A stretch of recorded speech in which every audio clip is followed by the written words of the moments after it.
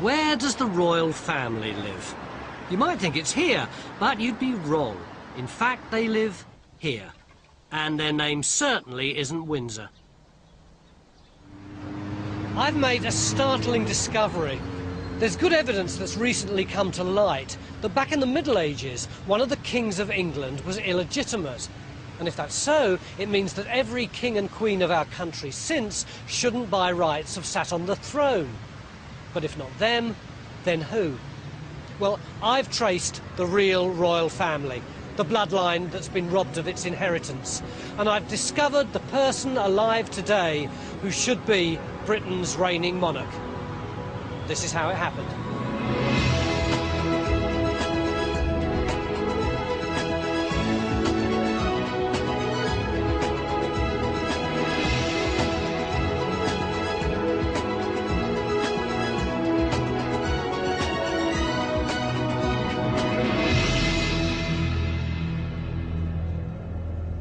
What am I doing making a fuss about a centuries-old skeleton in the royal family's closet? Well, to me, it's all about the rules of the club. The monarchy rests entirely on blood and inheritance. There's an absolutely rigid system for passing on the throne. Prince Charles is first in line, then Prince William, then Harry, then Andrew, etc. The chain of power and wealth and privilege depends on two rules. One, you have to be of the royal bloodline, and two, you have to be born legitimate. But what happens if the system goes wrong, if the chain gets broken? 500 years ago, that's exactly what happened, and this is the man responsible. Edward IV was king, but his claim to the throne was fatally flawed. I found evidence that he was conceived not by his royal father, but by a humble archer.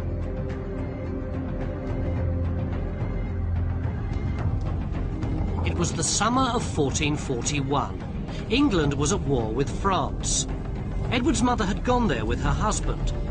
While he was away fighting, she was rumoured to have had a fling with an English archer based in the Rouen garrison. 9 months later, Edward was born. Within 20 years, Edward became Edward IV. But gossip about his parentage persisted in his lifetime and even after his death.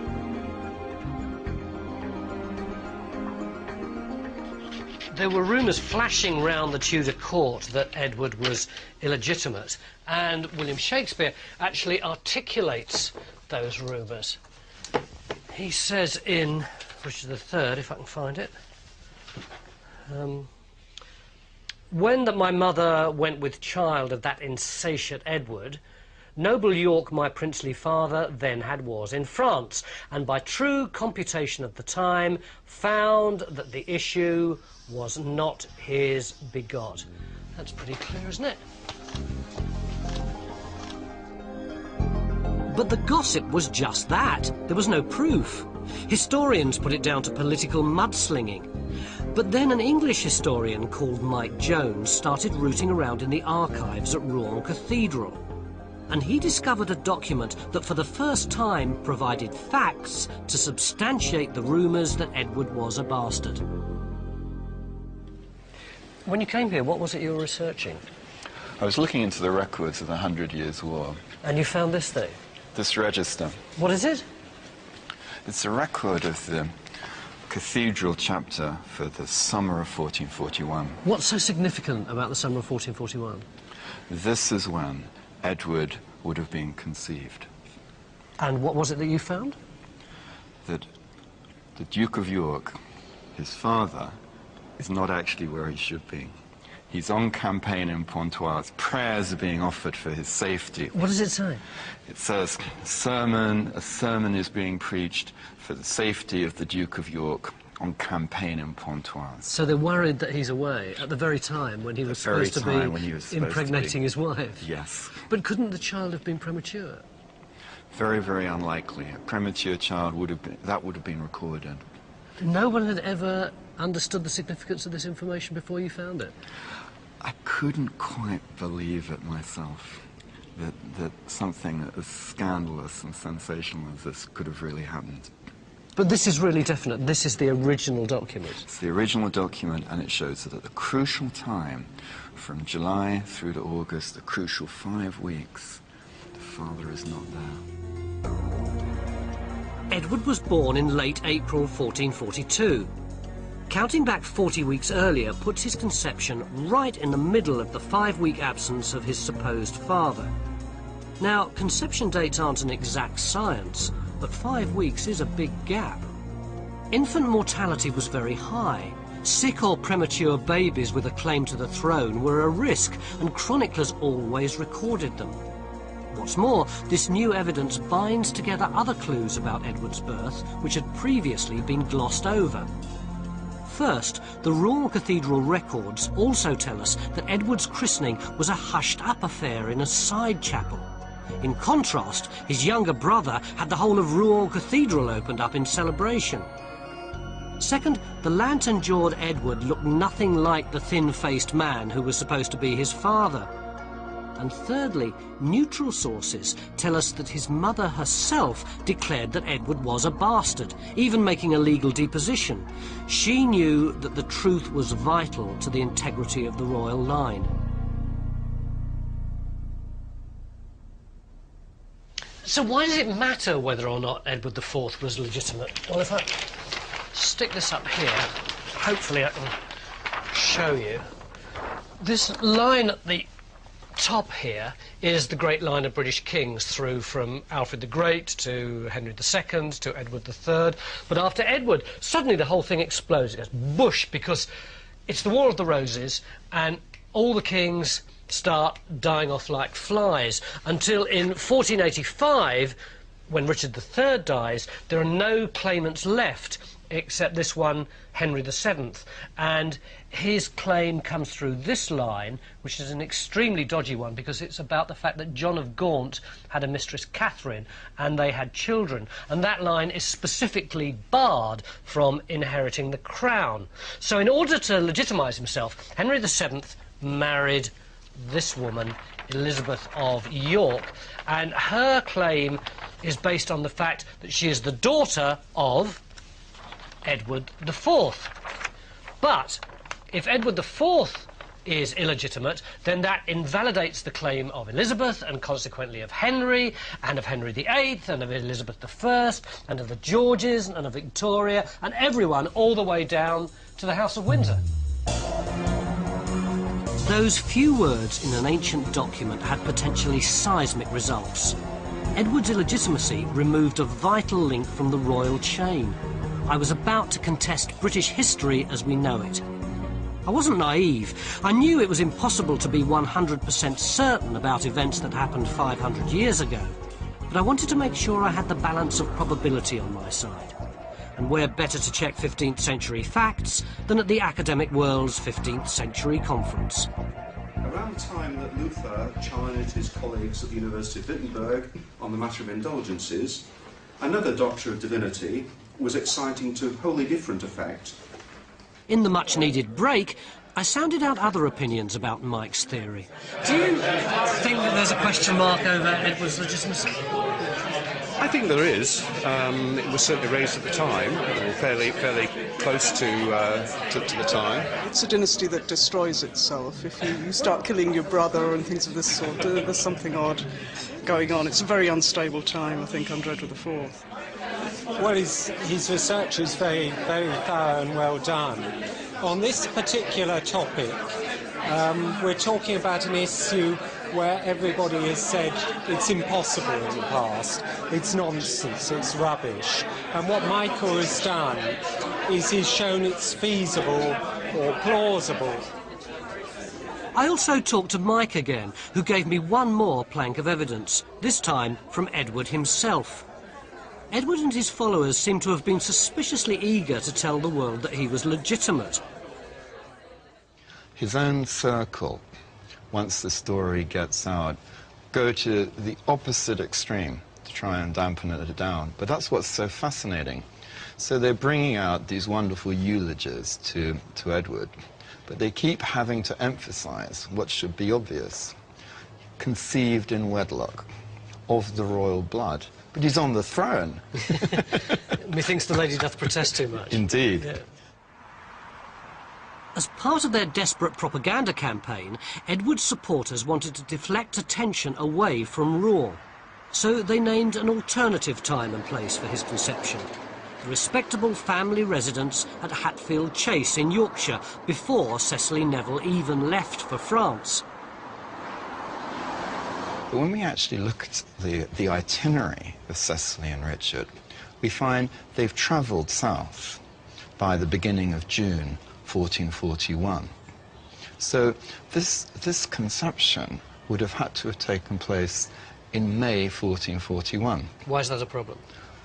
Edward's birth date is the 28th of April 1442. That is 11-month concern. That is some pregnancy. 11-month pregnancy, yes. So I've heard of trying to strengthen one's case, but in the process, they've shot themselves in the foot. In other words, when Edward's supporters tried to counter the gossip about his illegitimacy, they came up with a story that would have made him 8 weeks overdue, which modern science knows to be impossible. I was ready to start the quest to find who should really be sitting on the throne of Britain today.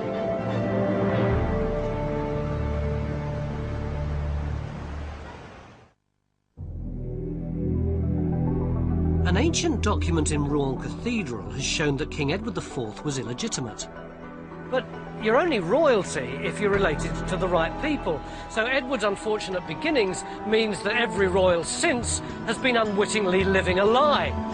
So, if not Henry VIII, good Queen Bess, Queen Victoria, or the present incumbent, then who? Where should the royal line have gone? Forget the history you know. Prepare to meet a Queen Margaret I, a King Henry X, and Queen Barbara I. But in tracing the rightful heirs to the throne, I wanted to follow the established royal rules exactly. As I'm no genealogist, I decided to start at Debretts, the acknowledged experts on inheritance and the aristocracy. We've been doing a lot of work on Richard III and Edward IV, and we've come to the conclusion that Edward IV definitely was illegitimate. But I'm a bit stuck on working out where we should be looking for the true monarchical line once that happens. What are the rules here? I'll get to family tree, and that will help to illustrate this question.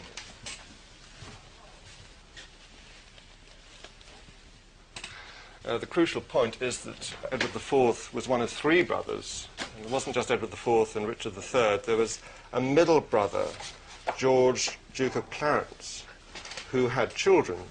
So his children actually would have taken precedence over Richard III. Because here, there's Edward IV. Yeah. There's George, Duke of Clarence. George's 2 children were the last of the Plantagenets. Edward, Earl of Warwick, who was a poor simple boy locked up in the Tower where he died, unmarried. But this intriguing lady, Margaret, Countess of Salisbury, was the very last of the Plantagenets, and as such she was a threat to Henry VIII and the Tudor line. And Henry VIII was determined to get rid of her.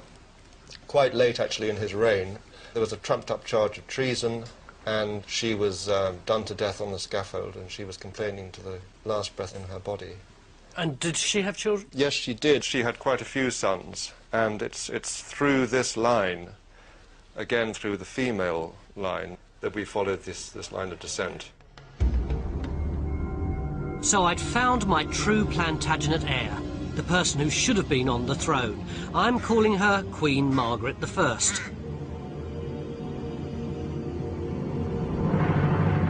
The Plantagenet claim was so strong that the Tudors made a concerted attempt to wipe them out. Margaret and her sons were executed by Henry VIII. She's now officially a Catholic martyr.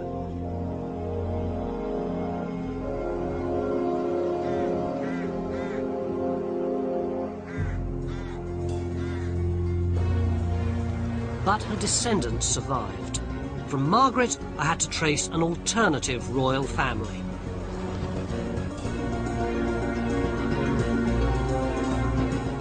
She was the first step on the trail to find our real monarch today, and the trail led me north. The power base of our rightful rulers was a world away from Windsor and Westminster in Ashby de la Zouch in Leicestershire. Why Ashby? Well, it was the stronghold of the Hastings family. Queen Margaret's granddaughter married into this family. It was the offspring of this Hastings Plantagenet line that I had to follow. Everybody has a family, everybody has roots, and I began to uncover the sort of extraordinary personal stories that everyone finds when they explore their family tree. The only difference was that the Hastings lived in a massive castle, and but for an accident of history, they would have been ruling the country.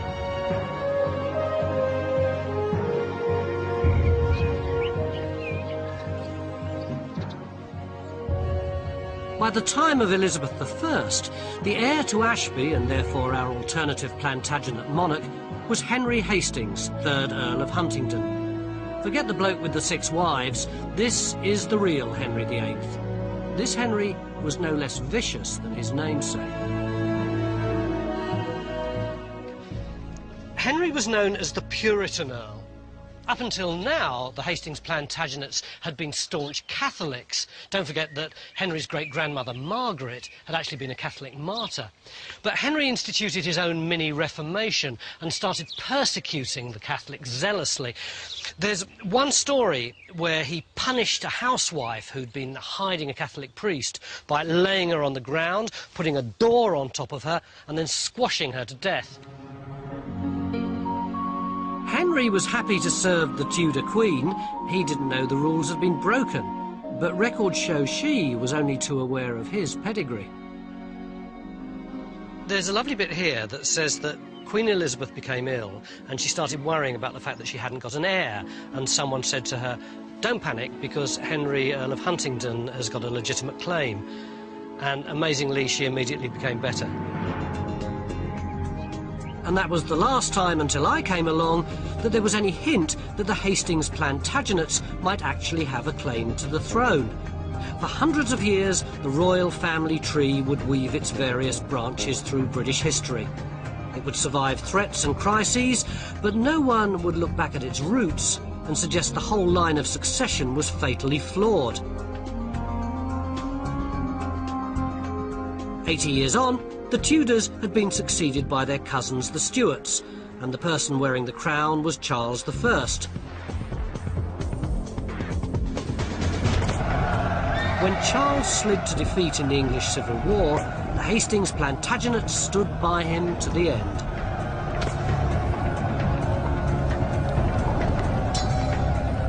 Supporting the king cost them their family seat here at Ashby, which was slighted by Cromwell's troops. Nowadays, if we say we've been slighted, we mean that someone's been a bit sarcastic to us and we feel vaguely miffed. But in the 17th century, slighting meant taking a building back to ground zero. You can see what Cromwell's men did here. They completely blew up half the building. These massive walls completely gone. And the rest of it, they left open to the elements. It was an absolute loss of property and power and status.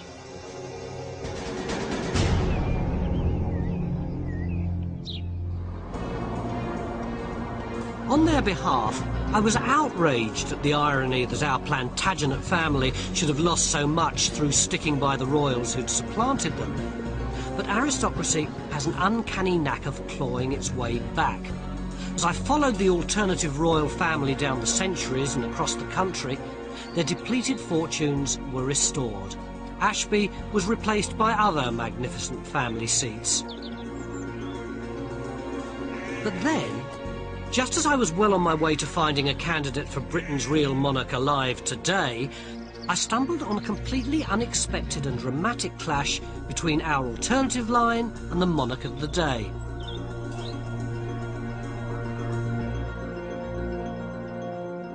The Hastings had taken on the title of Earl of Loudon. This was their enormous castle in Scotland.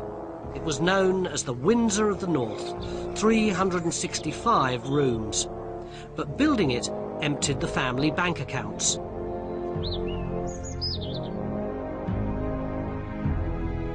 It was the first year of the reign of Queen Victoria. Our real monarch at the time should have been George Lord Hastings, the Earl of Loudon. He had lots of titles, plenty of castles, but very little cash. Which meant that his sister, the Lady Flora, wasn't nearly as eligible as you'd expect an aristocrat to be, and wasn't going to be able to marry into the nobility. She'd have to get a job. And she did. She became a lady-in-waiting to the Duchess of Kent, Queen Victoria's mother. And that was the start of big trouble.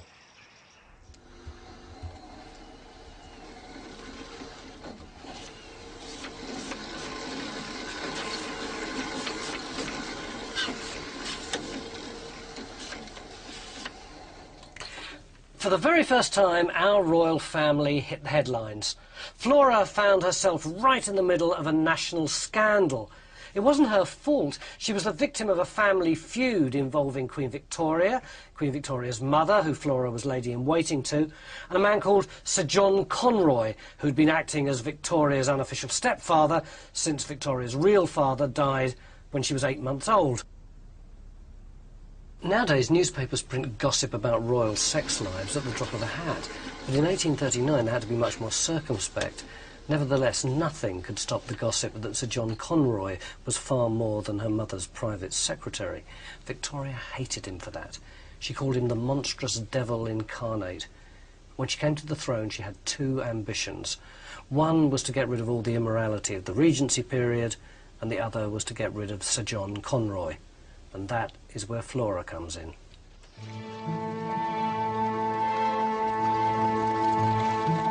In 1838, Flora travelled down from Scotland in a carriage with Sir John Conroy. They were alone, no chaperone. There were rumours. And when months later Flora's stomach started to swell, gossip about a pregnancy became rife. It was Victoria's perfect chance to get back at Conroy. She banned Flora from court and ordered her to have an intimate examination. Victoria's high-handed attitude destroyed our Plantagenet princess's reputation. It brought Victoria into direct conflict with Flora's brother, our alternative monarch. It's all here. The examination proves that Flora's a virgin and is actually very ill. George and his family and the whole nation are outraged by Victoria's treatment of poor Flora. Listen to this from the Morning Post. Lady Flora Hastings endures with patience and resignation the anguish of a wounded spirit. A virtuous and amiable lady destroyed in the flower of her days by the slanders and the insults of court minions. Of course, they couldn't actually criticise the Queen openly, but everyone knew what the phrase court minions really referred to. This incident ended the young Victoria's honeymoon period with the British public. This is the dramatic moment in history when our alternative royal family dared to stand up to the person on the throne. Not only that, but the people mobilised behind them. Crowds jeered and hissed Victoria. Eggs were thrown at her carriage. This is big news. This is the Watergate of its time. Imagine it, when Princess Di died in the car crash and the Queen's popularity was at its lowest, no one actually took to the streets. But here, with this incident of the eggs, you can see the level of public outrage. But it got even worse because in the July, Flora died of liver cancer. Here's her obituary just there. The public now were at boiling point. Queen Victoria could scarcely go out of the palace, whereas Flora was regarded as a victim, some kind of martyr figure almost. But what the newspapers can't show you is what was going on in private. Her brother George challenged Lord Melbourne, who was the Queen's chief representative, to a duel. He couldn't challenge the Queen herself, of course, because she was a woman. In other words, here you've got our Plantagenet George IV going head-to-head with the chief representative of the heir to the Tudor throne. In the event, the duel never took place. But the tragedy was neither forgiven nor forgotten by the Hastings family. They issued their own stamps in her memory. Flora was buried in state at Loudon. The Union flag was never flown again over the castle.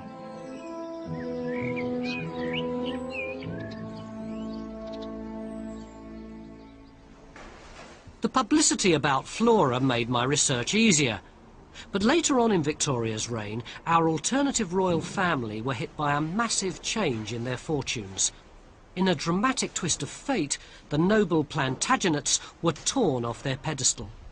It was an event that totally transformed my search for the person who should be on the throne today. This was the man responsible. Henry Waysford Charles Plantagenet Rawdon Hastings. He was, frankly, a bounder. He even stole his friend's fiancée. But he had only one real love in his life. Henry was married to the track. As soon as he came of age, he started to run horses and bet heavily.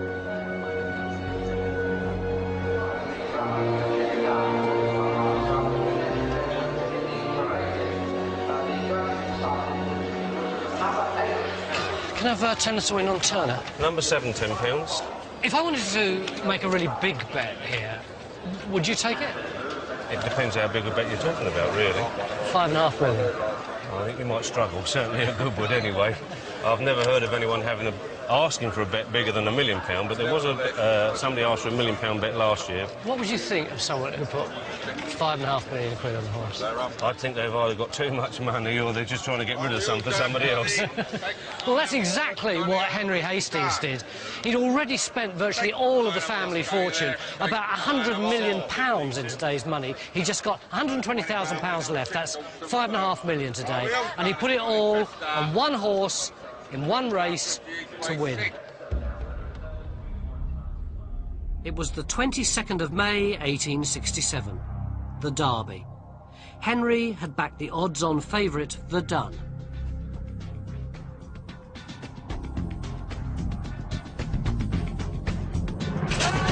were off. Right from the start, the Dun was in the lead. All the way round, he was leading.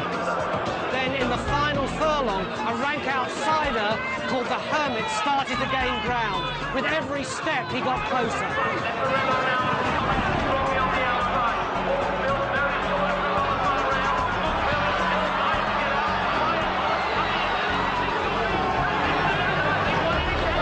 The line, the Hermit won by a neck. The sport of kings had destroyed our King Henry X. By the age of 25, our Henry X had frittered away the family fortune, running up millions of pounds of debts. He got another name, the King of the Plungers. A year later, his liver gave out. On his death, the family were forced to auction wines, art and the family estates to pay his creditors. Loudon Castle today is a shell overlooking a theme park complete with rides and wallabies to attract the masses.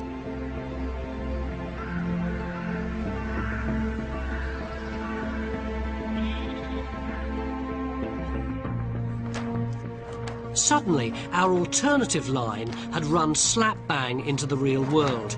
I realised that the real king or queen today probably wasn't some toff living in a stately home, but an ordinary person in a normal house. As I traced the last few generations, I found the truth. From the 20th century, there were more names and faces. Tragic deaths in both world wars that meant we should have had both a Queen Edith and, until last year, a Queen Barbara I. And then suddenly I was there. I couldn't quite believe it, but I had a name and an address for the person who should be ruling Britain today.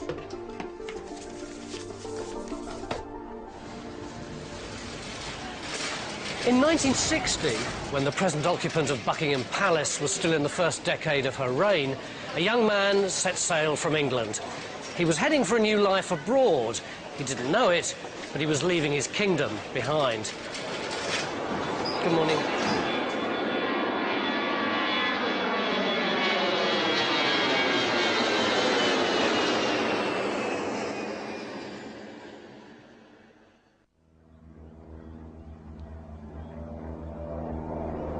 After discovering a flaw in the royal succession, I traced the line of true kings and queens that leads to the person who's Britain's real monarch.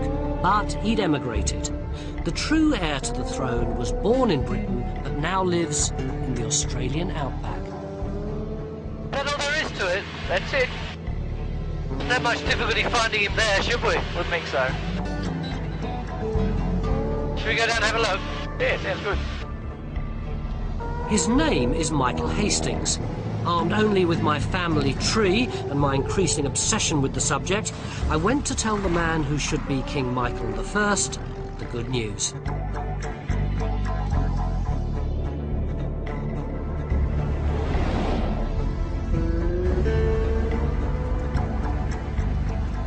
As I drove into Jerilderie, New South Wales, population 1100 plus one king, I began to realise how daft this might look.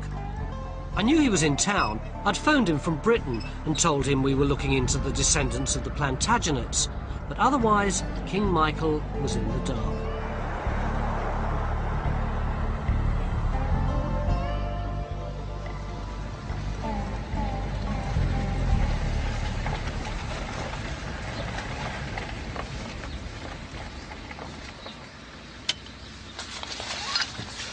.74.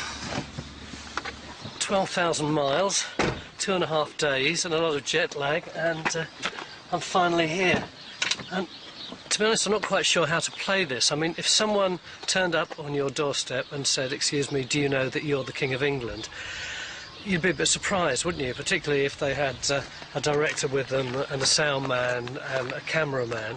So I think what I'll do is I'll just talk to him about some of the facts first of all, relax him a bit, and then hit him with the real import of what we've got to say at the end.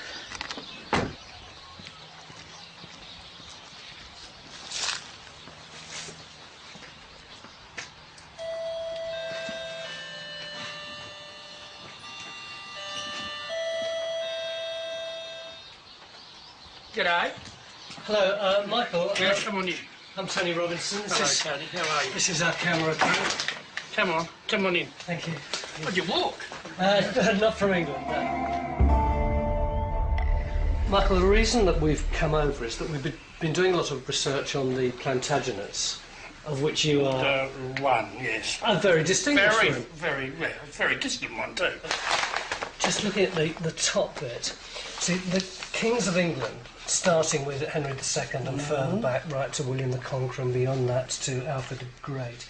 I went over the now familiar pattern.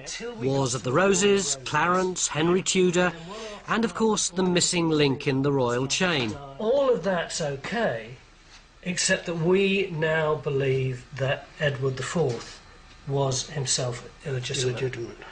Which means that Elizabeth was illegitimate, Henry VII was illegitimate anyway, so this whole Tudor dynasty is built on a lie. Mm. It means that you are the rightful King of England. Well, there you are. How do you feel about that? Bloody awful, isn't it? I don't. Bit of a shock, isn't it? Bit of a shock. Has it ever crossed your mind before? No, it hasn't actually. But you knew you were a Plantagenet. Well, yes, I just said, oh yeah, well you go back so far and you somewhere along the line you're a Plantagenet, you know. But I didn't think it would work. I didn't know anything about this bit, the illegitimacy bit. Yeah.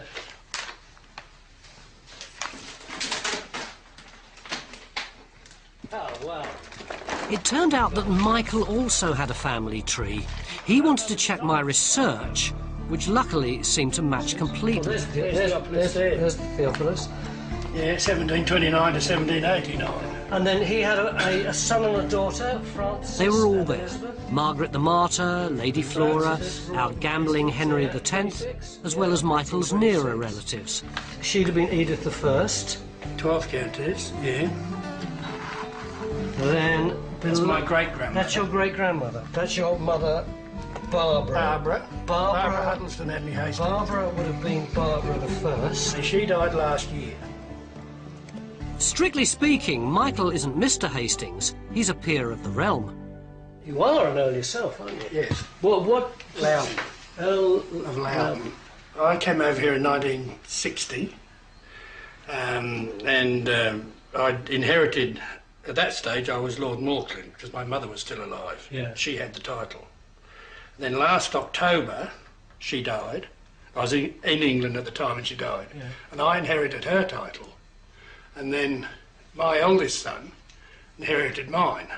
So if you're an English lord, what are you doing over here? I love it over here. I came over here when I was 17, 1960, and I just love it over here. I married here. I have 5 children, 5 grandchildren, and a wonderful life. But what Michael hadn't twigged was that as King of the United Kingdom, he'd also have the remnants of an empire, including Australia. They're looking for a new Governor-General at the moment. It's quite serious in a way, though, isn't it? Well, it is, really. It depends, well, it depends how seriously you take it.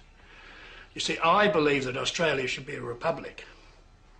I'm not a mad monarchist. So in the referendum, how did you vote?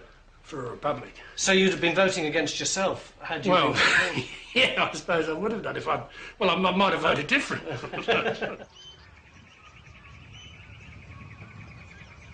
Two of Michael's daughters also live in Jerilderie. Princess Rebecca and Princess Mandy, with the young Prince Riley, took a bit more convincing than their father had done.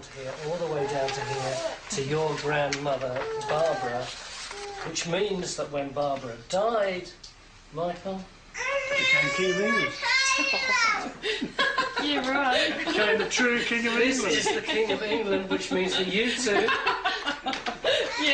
are princesses. It doesn't mean, like it does mean, but really. You've got to remember, this lot aren't just going to step aside and say, here, I'll take over. Well, I don't know, if you've got an army together, maybe they... This is real stuff. This is real, proper... We are the true royal family of England. It's just not that we're not believing people, but... OK, you want the facts, there's only one way to guarantee the facts, and that is via DNA. Would you be prepared to let us have a little piece of your hair, and we can run the DNA check and make sure that this is true? The history is very good. Charles, it's true. Have you got a pair of scissors? I don't know, Dad, if you're going to hair. He needs all the hair he can get. That was a lot of hard work. I could just take the ponytail. Oh, you could, yes, but, well, no. I'm going to laugh if it turns out wrong. Someone's been playing up somewhere. Take my natural colour. Goodness, where do you want me to take it from?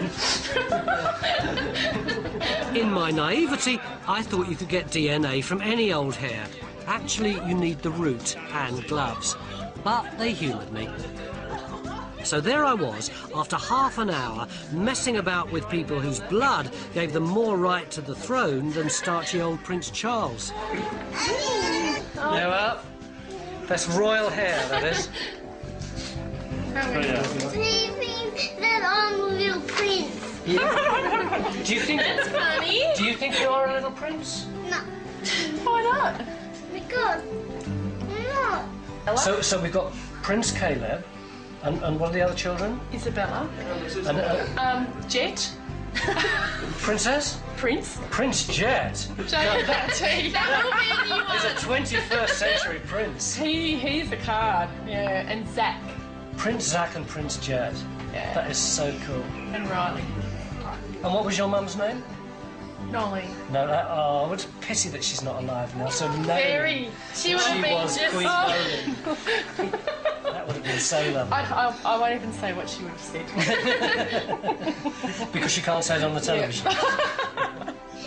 Yeah, no, she wasn't really into it much at all, was she, Kate? Up until that moment, my quest had been a bit of a game.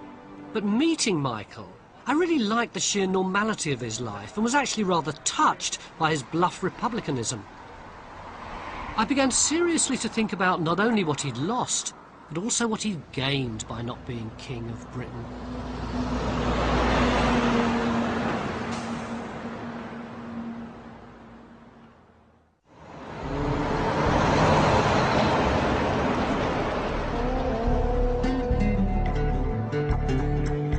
Not Balmoral, not Sandringham, not Windsor, but Jerilderie in Australia, home to Britain's real monarch. Because if you think this is the royal family, think again. According to my calculations, this should be King Michael I, and his family include Simon the alternative Prince of Wales, Marcus, Lisa, Princes Jet, Zach, Caleb and Riley, not forgetting little Princess Isabella.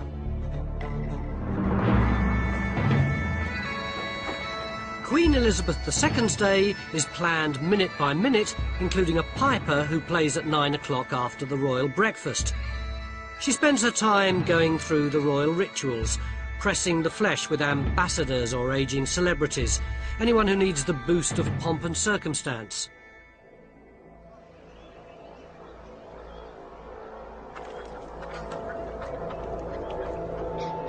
Michael's day begins at 7:30, when he sets out on a half-hour drive to work.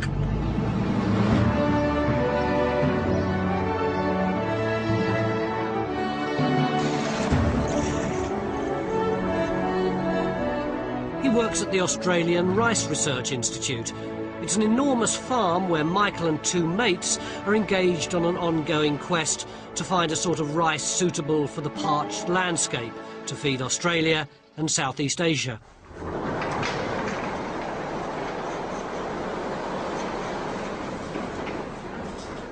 Yeah, I don't know what fertiliser we got left, Mike, but Oh, so we'll have a look through these bins. Do you want to start chucking them in the Bedford? All right. And Matt and I might try and work out what's in the other bins. One of the interesting things about our Plantagenet king is that he started off as a standard British public school boy with the title, but something in his character transformed him into a regular Aussie bloke who'd vote to get rid of the monarchy. Like Prince Harry, Michael came to Australia to do some jackarooing in a sort of gap year, but his temporary stay became permanent. After a couple of other jobs, I joined a company called Dennis Lascelles. They were a stock and station agency. A stock and station agency over here is a combination of kind of buying and selling properties and sheep and cattle and all that kind of thing. And they sent me to Jerilderie. That's how I started in Jerilderie, and that was in 1966. And I've been there ever since. It's a very small town. What's in it for you? The casualness, the friendship, the lifestyle. That's the bit I like. After only a couple of days in the bush, I could see what attracted our real king to the tough but uncomplicated Australian lifestyle. I think I'd pick if you did that to me.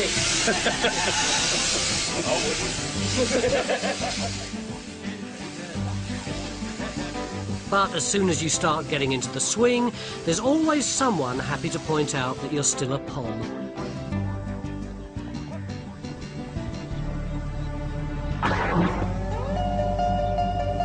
Years on, I'm still a pom, or that pommy bastard, you know, one or the other.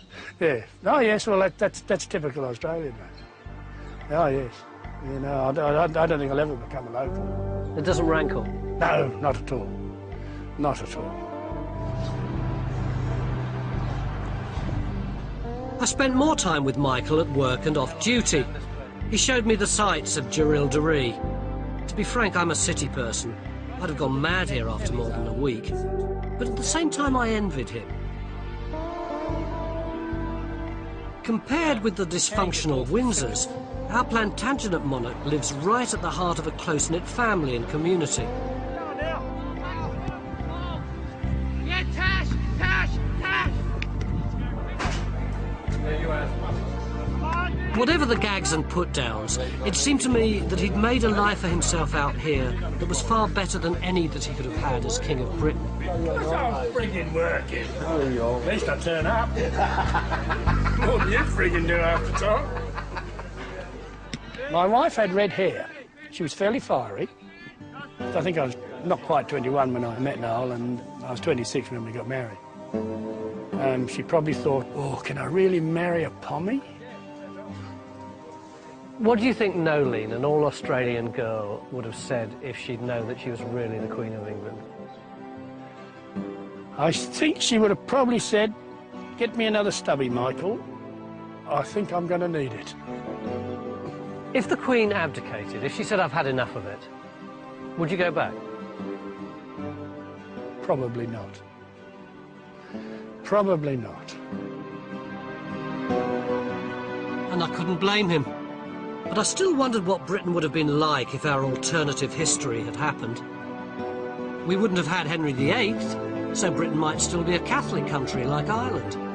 And Britain was only formed because James VI of Scotland became James I of England as well. So there'd be an independent Scotland with its own king. And what about our current royals? Well, we've never had the House of Hanover either, so maybe, just maybe, somewhere in Germany today, a very ordinary and elderly lady, who may or may not be called Elizabeth, goes to buy a few slices of breakfast. Guten Tag. 200 Gramm Wurst, bitte. Ja.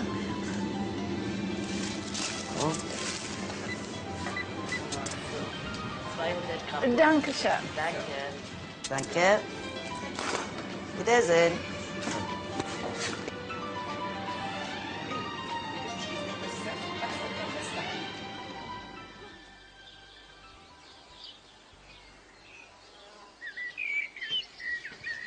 I've got the answer to the question I was asking myself. I now know who should be ruling Britain in another reality. Except, of course, in real life, things are just as they are. King Michael's far too happy down under to think about storming across the seas to occupy Britain and seize Buckingham Palace. So, if that's the case, what was the purpose of the whole exercise? Well, for me, I really understand something now about the nature of history itself. It's fragile, it's accidental. For instance, this is Ashby de la Zouche Castle. It's the epitome of the kind of power that the Hastings had when they were at the height of their dominance. It's strong, it's big, it's confident. Whereas over there is the little house where Michael's mother lived for most of her life. It's unassuming, it's modest, it's normal, just like Michael himself, a million miles away from all the trappings of monarchy. Which reminds me of the medieval notion of the Wheel of Fortune, where some people rise up while others are cast down below. And that makes me think of the whole career path of the Plantagenet family. What would have happened if people had cottoned on to the fact that Edward was a bastard much earlier, or if Henry Hastings' horse had come in first, not second? We tend to think nowadays of the monarchy as such a solid institution, whereas in fact wealth and privilege and power and status just hang by a thread. There's no such thing as the divine right of kings.